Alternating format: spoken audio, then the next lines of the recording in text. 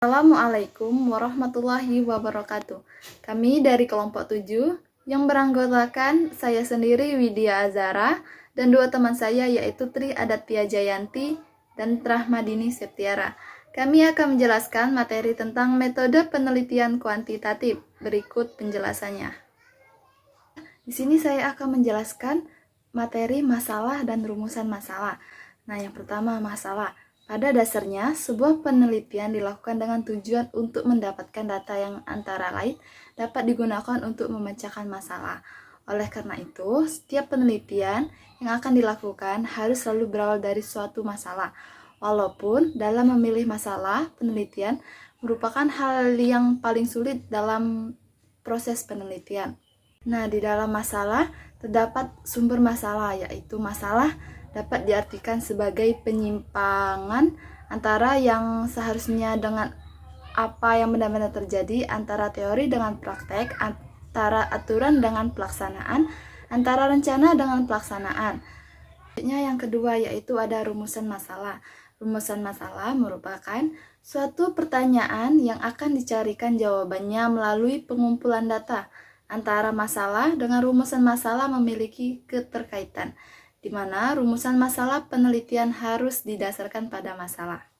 Di dalam rumusan masalah, ada pun bentuk-bentuk rumusan masalah, yaitu ada 3. Yang pertama, rumusan masalah deskriptif, yang kedua, rumusan masalah komparatif, dan yang ketiga, rumusan masalah asosiatif. Nah, yang pertama, rumusan masalah deskriptif, yaitu merupakan suatu rumusan masalah yang berkenaan dengan pertanyaan terhadap keberadaan variabel mandiri, baik hanya pada satu variabel atau lebih, atau variabel yang berdiri sendiri. Dan yang kedua, rumusan masalah komparatif adalah rumusan masalah penelitian yang membandingkan keberadaan satu variabel atau lebih pada 2 atau lebih sampel yang berbeda, atau pada waktu yang berbeda. Dan yang ketiga, rumusan masalah asosiatif adalah suatu rumusan masalah penelitian yang bersifat menanyakan hubungan antara 2 variabel atau lebih.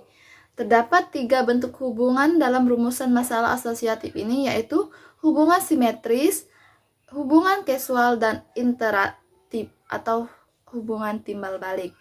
Itu saja materi yang dapat saya sampaikan.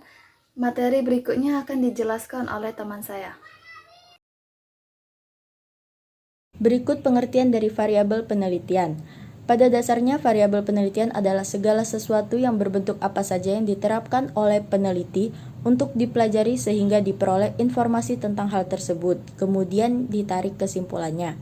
Menurut Hatch dan Farhadi pada tahun 1981, secara teoritis variabel dapat didefinisikan sebagai atribut seseorang atau objek yang mempunyai variasi antara satu orang dengan yang lain atau satu objek dengan objek yang lain.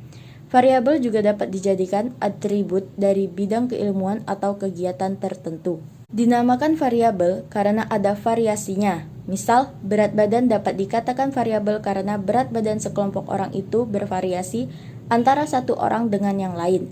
Variabel yang tidak memiliki variasi tidak dapat dikatakan sebagai variabel.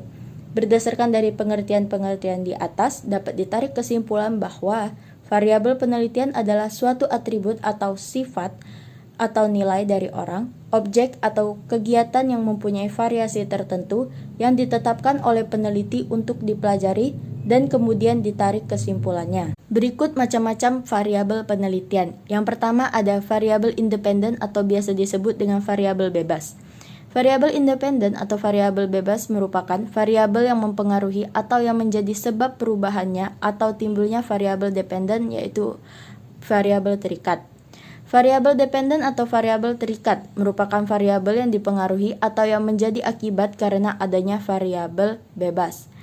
Selanjutnya, variabel moderator adalah variabel yang mempengaruhi atau memperkuat dan memperlemah hubungan antara variabel independen dengan dependen. Variabel ini disebut juga sebagai variabel independen kedua.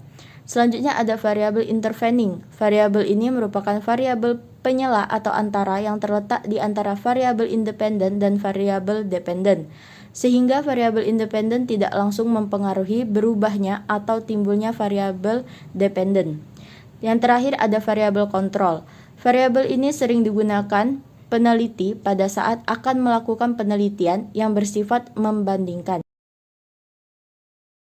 Pengertian paradigma penelitian. Paradigma penelitian dapat diartikan sebagai pola pikir yang menunjukkan hubungan antar variabel yang diteliti, sekaligus mencerminkan jenis dan jumlah rumusan masalah yang akan dijawab melalui penelitian.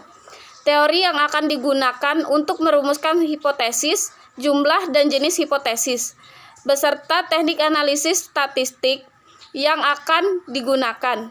Berikut ini penjelasan dari jenis-jenis paradigma penelitian.